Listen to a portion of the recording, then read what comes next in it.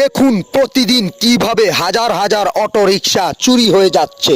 সারাদিন কষ্ট করে অটো রিকশা চালানোর পর শরীরে যখন একটু ক্লান্তি এসে যায়, ঠিক তখনই রিকশাটা সাইড করে চা দোকানে যায় চাচা চা আর সিগারেট টানার জন্য।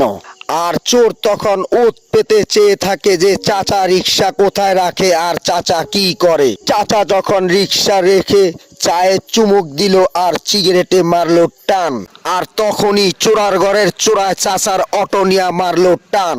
চাচায় কয়, তুই আমার অটো নিয়া যাইস না। আর চোরে বলতেছে, চাচা তুই আমার পিছে আইস না। এইভাবে চুরি হয়ে যাচ্ছে প্রতিদিন হাজার হাজার অটো।